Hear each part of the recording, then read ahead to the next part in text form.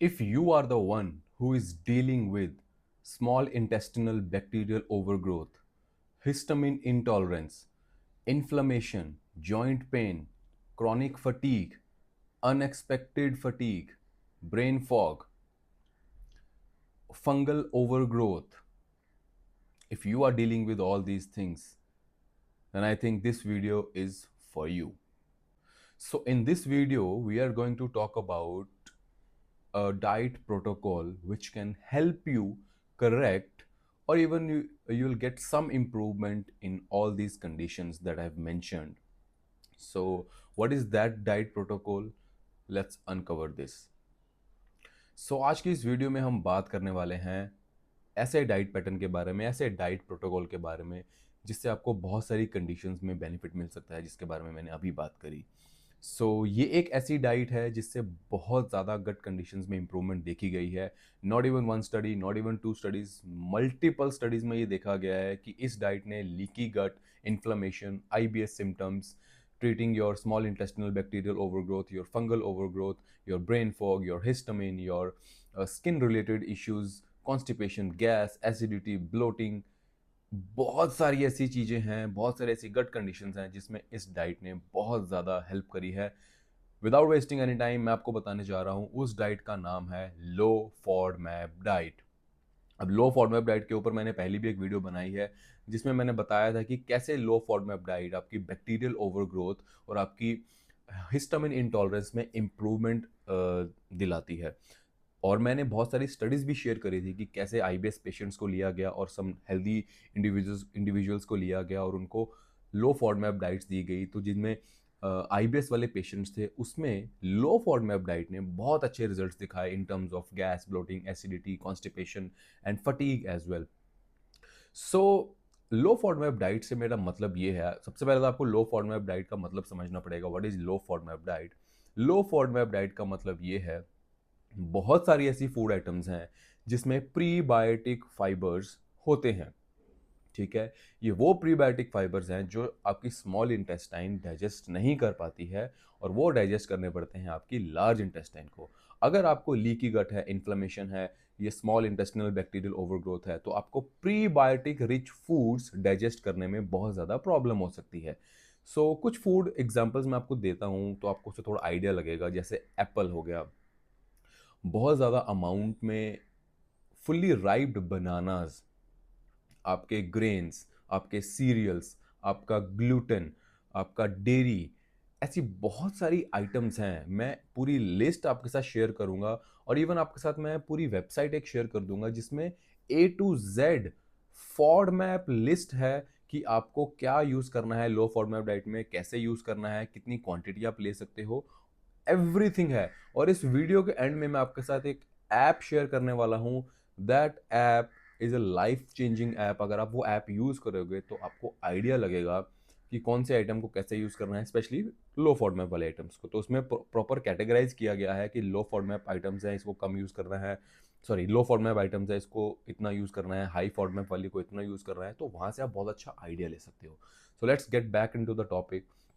हम बात कर रहे थे कि जो लो फॉडमैप डाइट होती है वो आपका लो प्रीबायोटिक रिच डाइट होती है जिसमें फाइबर्स जो होते हैं वो बहुत कम होते हैं। अब आपको सुन के बहुत सरप्राइज लगेगा कि अगर गट को ठीक करना है, अगर ये कंडीशंस को ठीक करना है, तो फाइबर तो बहुत ज़्यादा इंपॉर्टेंट है। अपने गट को ठीक करने के लिए तो हमने ये सुना है कि फाइबर लो, फ्रूट्स खाओ, वेजिटेबल्स खाओ। तो अपनी पुरानी वीडियो में मैंने बताया था कि क्यों फ्रूट्स और वेजिटेबल्स जो हैं वो आपकी कंडीशन को और ख़राब कर सकते हैं। तो अभी आज से अगर आप 8-9 साल पहले जाओ तो हमने ये बहुत सुना है कि आपको फाइबर खाने ज़रूरी हैं, आपके गुड बैक्टीरिया का फूड है वो।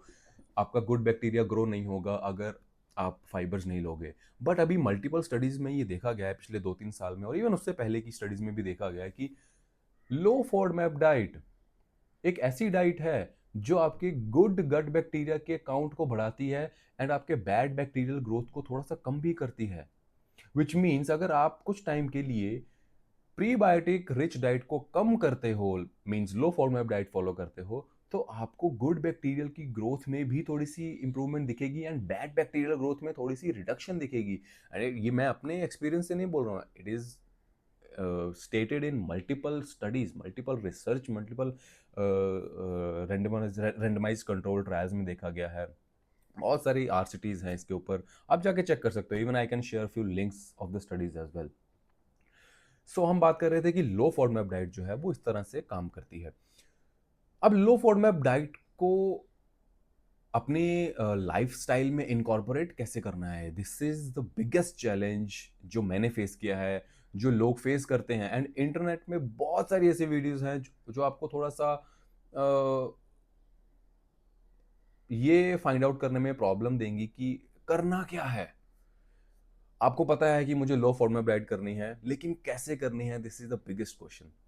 सो लो फॉडमैप डाइट आपको कैसे फॉलो करनी है, एलिमिनेशन फेज आपको कैसे इंट्रोड्यूस करना है, थर्ड कितने समय तक आपको ये लो फॉडमैप डाइट को फॉलो करना है, और कैसे आपको अपनी नॉर्मल डाइट, मतलब जो आप सब कुछ पहले खा रहे थे उस चीज पे वापस कैसे आना है, फूड को इंट्रोड्यूस कैसे करना है, और कौन से ऐसे मिथ्स हैं, कौन से ऐसी प्रॉब्लम्स हैं जो आप फेस कर सकते हो जब आप लो फॉडमैप डाइट फॉलो करोगे।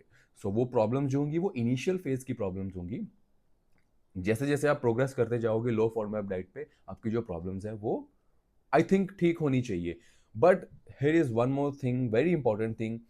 अगर लो फॉडमैप डाइट भी आपके लिए काम नहीं कर रही है, वो कैसे पता करना है?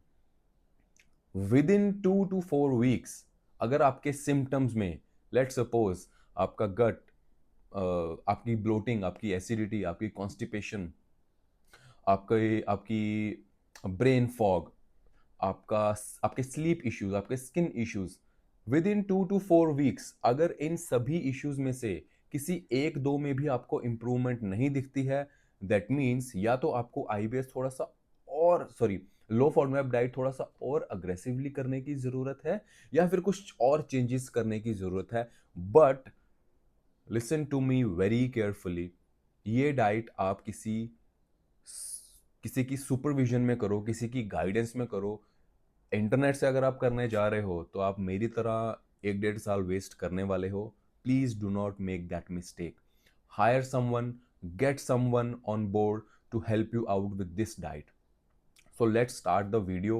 आई think we have already started the video, but अभी हम इसको थोड़ा सा और अनकवर करेंगे कि कैसे हम इसमें आगे प्रोसीड कर सकते हैं।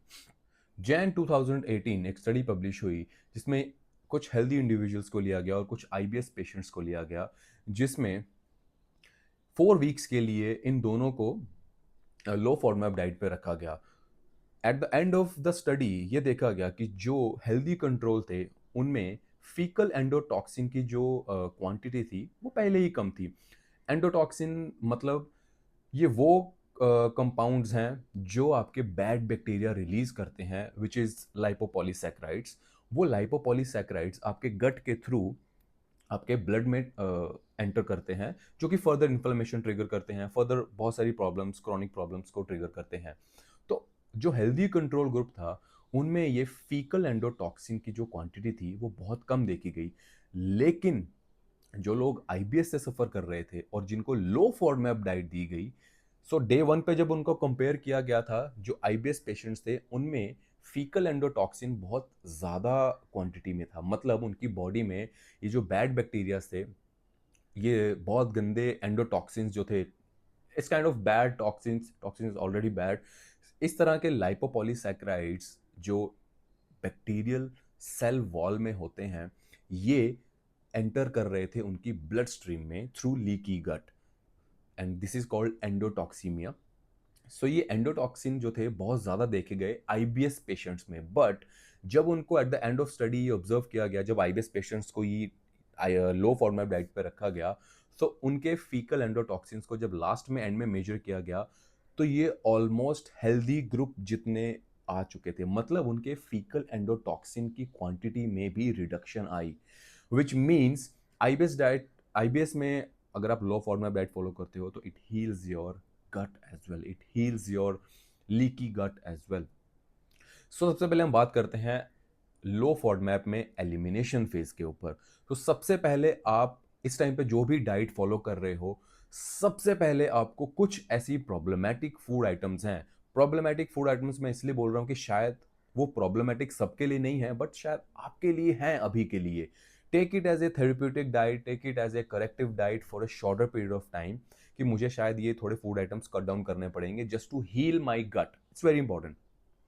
सो कुछ ऐसी फूड आइटम्स हैं, हाई फॉडमैप फूड आइटम्स, जो आप नीचे डिस्क्रिप्शन में दिए गए लिंक में से जाके देखोगे कि कौन कौन सी ऐसी फूड आइटम्स हैं जो हाई इन फॉडमैप हैं और वो मेरी डाइट में अभी भी प्रेजेंट हैं। Like excessive use of dairy, excessive use of ripe fruits like banana, apple, a lot of other things I can list down. Already list is provided. So आपने मान लो आप 5 ऐसी फूड आइटम्स हैं जो आप हाई फॉडमैप वाली consume कर रहे हो। तो सबसे पहले आपने डे 1 पे पहली जो सबसे हाई फॉडमैप वाली आइटम है उसको रिमूव करना है, ओके। एंड देन डे 2 पे आपने आस्ते आस्ते सेकंड आइटम को रिमूव करना है, और डे 3 पे आपने थर्ड हाई फॉडमैप वाली आइटम को रिमूव करना है अपनी डाइट में से।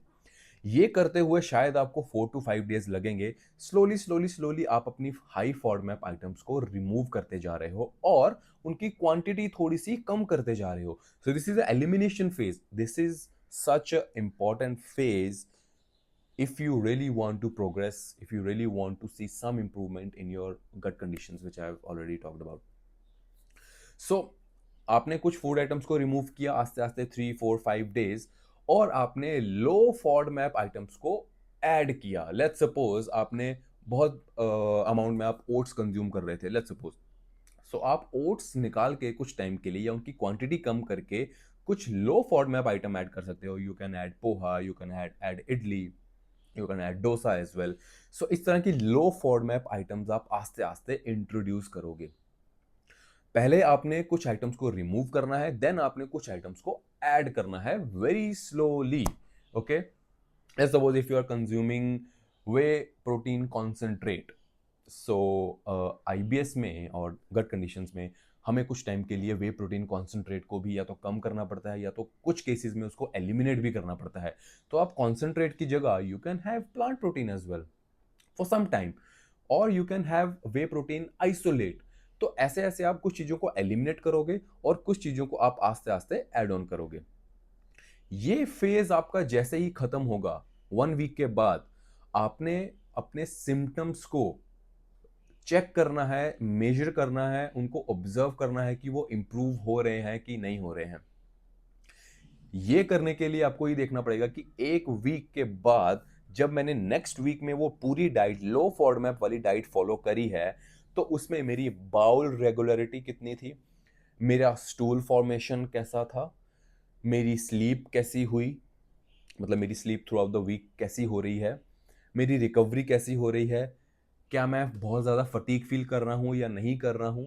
तो ये कुछ मेजर्स हैं जो आपने चेक करने हैं जब आप एलिमिनेशन फेज के बाद लो फॉडमैप डाइट को 1 वीक के लिए फॉलो करते हो।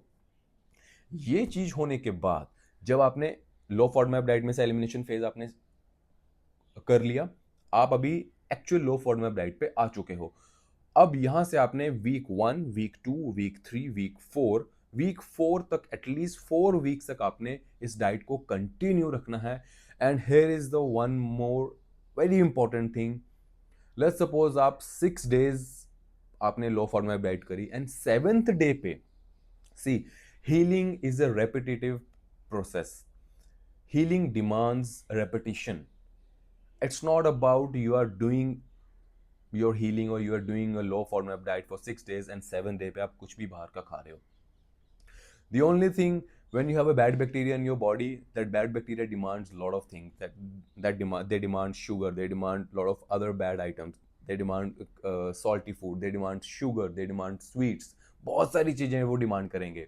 It's is the mechanism of your bad bacteria, because आपने वो खा खा के उसको आदत तो लगाई है, बट उस आदत से बाहर भी निकालना पड़ेगा। सो यहाँ पे आप क्या कर रहे हो, एलिमिनेशन फेज में से आपने सारी फूड आइटम्स को निकाला, सारी तो नहीं, 90% या 80% को निकाला, एंड लो फॉडमैप आइटम्स को आपने ऐड किया।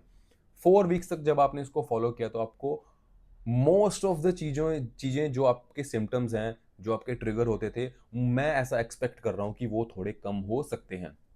जैसे ही आपके ये कम होंगे, आपको कुछ इंप्रूवमेंट भी फील होती है, इवन 10% इंप्रूवमेंट, आपको उस डाइट को फॉलो करते रहना है। और 7th डे पे, जो मैंने अभी बात करी, 6 डेज आपने डाइट फॉलो किया और 7th डे पे आपने कुछ बाहर का खा लिया, आइसक्रीम खा ली, कुछ हाई फॉर्मेट वाली आइटम्स खा ली, तो वो जो रेपिटेशन ऑफ हीलिंग हो रहा है, जो आपने इतने टाइम से मोमेंटम बिल्ड किया है, 6 डेज का, 7 डेज का, 10 डेज का, वो मोमेंटम खराब नहीं करना है आपको।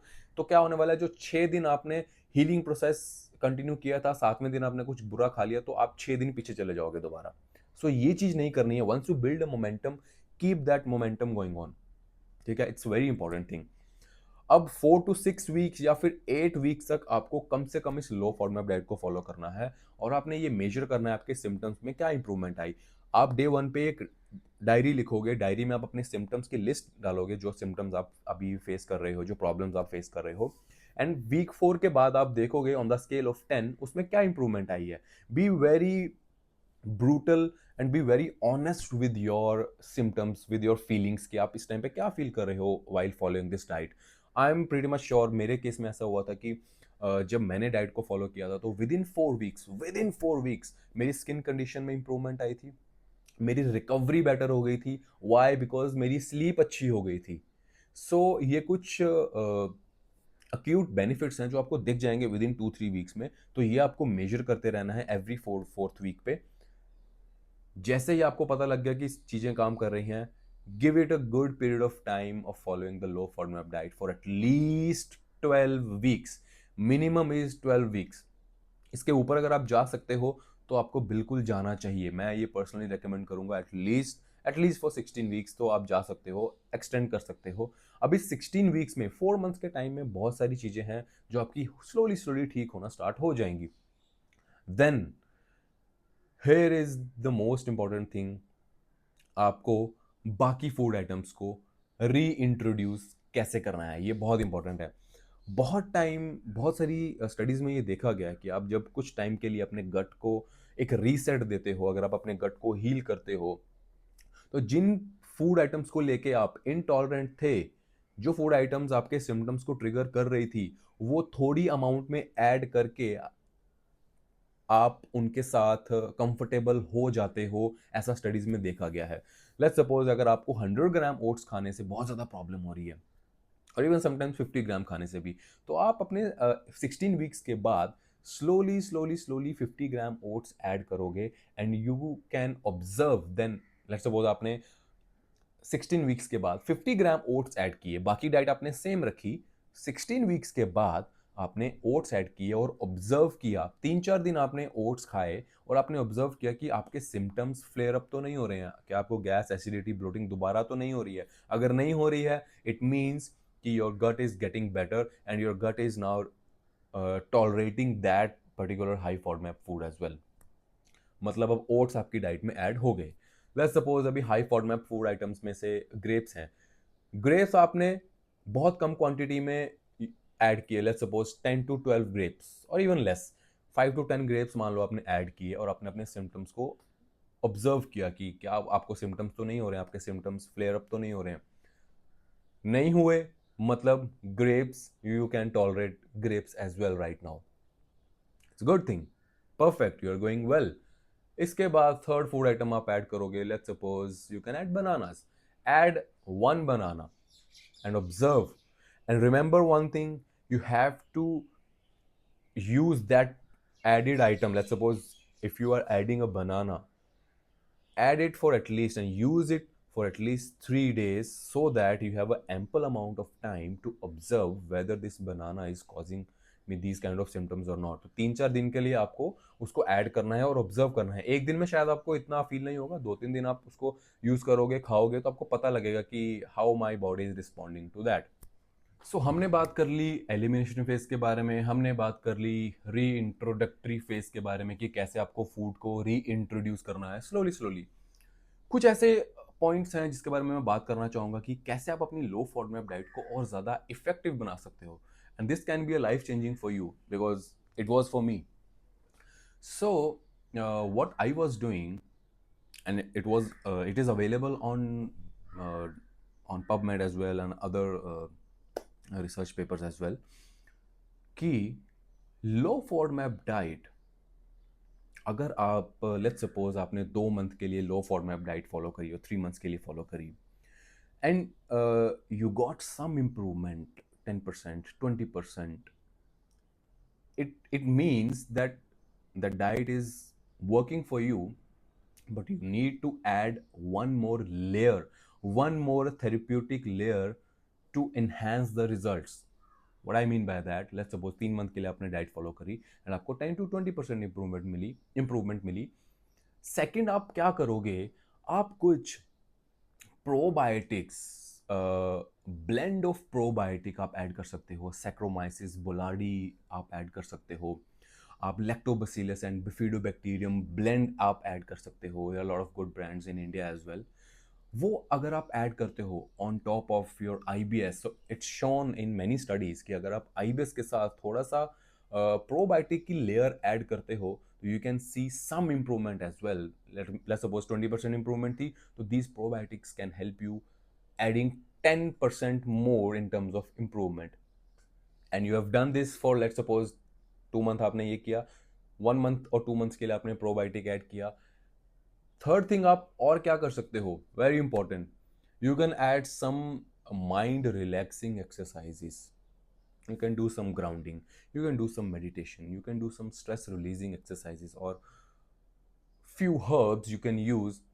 I list down in the description few herbs you can use to minimize your stress.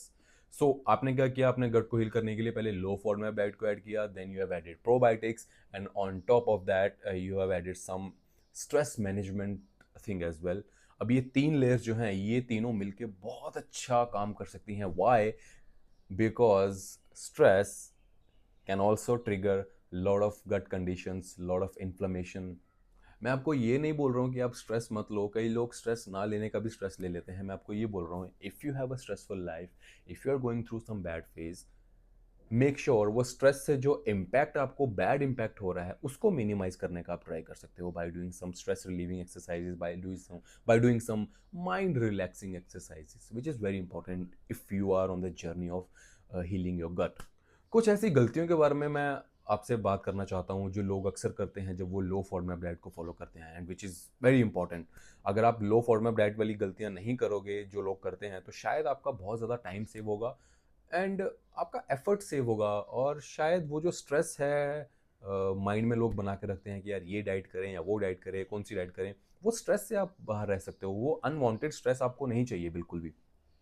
सो ये गलतियां जो मैंने की हैं पिछले 1-2 साल में लो फॉडमैप डाइट करते हुए, मैं चाहता हूँ आप वो गलतियां मत करो और आपका टाइम सेव हो जाए। सबसे पहली गलती ये है, लोग एलिमिनेशन फेज को बहुत ही ब्रूटली स्टार्ट कर देते हैं। मतलब अगर उनको पता लग गया कि मेरे फूड में, मेरे लाइफस्टाइल में 10 ऐसी आइटम्स है जो हाई फॉडमैप वाली मैं कंज्यूम कर रहा हूँ, और वो 10 की 10 रिमूव कर देंगे डे 1 से। ऐसा नहीं होता है। आप हाई फॉडमैप डाइट या जो भी डाइट आप फॉलो कर रहे हो, वो कितने सालों से आप फॉलो कर रहे हो, मोर देन 10, 20, 15, 20 ईयर से।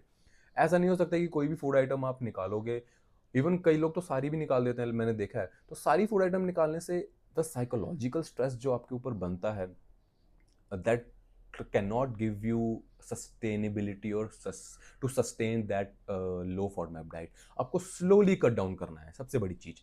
Slowly slowly 1 by 1 food item को कम करो या फिर कट करो। एंड मैंने देखा लोग बहुत ज़्यादा इम्पेशेंट भी होते हैं, उनको बस रिजल्ट चाहिए विद इन 1 वीक और 2 वीक्स में। मतलब आपने 20 साल लगा के अपने गट की ऐसी तैसी करी है एंड आपको रिजल्ट चाहिए 1 और 2 वीक्स में। ऐसा नहीं होने वाला है। आपको कुछ इंप्रूवमेंट दिख सकती है, बट आप बोलो कि 100% पिनेकल ऑफ इंप्रूवमेंट मुझे चाहिए, दैट्स नॉट गोना हैपन। अगर आप ऐसे बंदे हो तो please low FODMAP diet follow मत करना। This diet is a reparative, regenerative and corrective diet as well. You need to have some patience if you are following the low FODMAP diet. So elimination phase को बहुत brutally नहीं करना है, ठीक है। और तीसरी चीज जिसके बारे में मैं बात करने जा रहा हूँ वो है आपका इंट्रोडक्टरी फेज। इंट्रोड्यूस कैसे करना है फूड आइटम्स को। मैंने देखा है लोगों को लगता है कि अगर 14-16 वीक्स के लिए मैंने डाइट फॉलो करी तो मतलब अब तो मेरा गट अच्छा हो गया ना, अब तो मुझे कोई सिम्टम्स नहीं है, तो they start adding foods very brutally. So brutally eliminate भी नहीं करना है और ब्रूटली और माइंडलेसली एडिशन भी नहीं करना है फूड्स का। Add 1 or 2 food, observe your symptoms. If you're comfortable, then keep having that food. Let's suppose if you have add something in your diet, high FODMAP thing, and you start getting flared up, you start getting bloating, ऐसा कुछ होने लगा, तो वो food items को थोड़ा कम कर दो या फिर उसको थोड़े टाइम के लिए निकाल दो। It means you need some more time to repair, to heal your gut. And चौथी ऐसी चीज जो लोग अनजाने में भी कर देते हैं, मैंने देखा है, मंचिंग। मतलब अगर आप लो फॉर्मेट डाइट फॉलो कर रहे हो तो ये बीच की जो मंचिंग है, ये स्नैक्स हो गया, बहुत सारी ऐसी चीज़ें हैं, मैं उनके बारे में नाम नहीं लूँगा अभी। बहुत सारे ब्रांड्स हैं जिनकी बहुत सारी ऐसी चीज़ें हैं जो हाई फॉर्मेट होती हैं, और शायद वो आपकी गट को हील नहीं होने दे रही हैं। रेगुलर मंचिंग, रेगुलर बार बार स्नैकिंग करना, this is also a problem. Fix it कि मुझे 3 से 4 मील्स खाने हैं, and give your gut some time to digest that food, to heal. एक चीज़ और जो मैं आपके साथ डिस्कस करना चाहता हूँ, विच इज़ वेरी इंपॉर्टेंट, अगर आप अपने सिम्टोमेटिक रिलीफ की तरफ ज़्यादा फोकस करो, ना कि और लैब मार्कर्स, तो शायद आप लो फॉर्मेट डाइट को कुछ लंबे समय तक सस्टेन कर पाओगे एंड अच्छे रिजल्ट्स ले पाओगे। छोटी सी एग्जांपल देता हूँ मैं आपको। रिसेंटली इन स्टडीज़ ये देखा गया कि जो हेल्दी इंडिविजुअल्स होते हैं उनके स्टूल में भी कैंडिडा देखी गई है। ओके, एंड जो आईबीएस से सफ़र कर रहे हैं और अदर गट कंडीशन से सफ़र कर रहे हैं, उनके स्टूल में भी कैंडिडा देखा गया है। अब यहाँ पे अगर आप अपने आईबीएस सिम्टम्स या आप अपने कैंडिडा की बेटरमेंट के लिए या इम्प्रूवमेंट के लिए स्टूल टेस्ट पे बहुत ज़्यादा डिपेंडेंट रहते हो, तो शायद थोड़ा सा आप इम्पेशेंट हो जाओगे, क्योंकि हेल्दी इंडिविजुअल्स में भी कुछ अमाउंट में कैंडिडा उनके स्टूल टेस्टिंग में देखी गई है। सो व्हाट आई फील, अगर आपको सिम्टोमेटिक लेवल पे, अगर आपके सिम्टम्स बेटर हो रहे हैं, यू आर फीलिंग बेटर, लेकिन शायद आपका स्टूल टेस्ट जो है वो कैंडिडा अभी भी दिखा रहा है उसमें, so I think you should go more on a symptomatic relief, on a symptomatic side, rather than just being obsessed with your stool testing or lab biomarkers.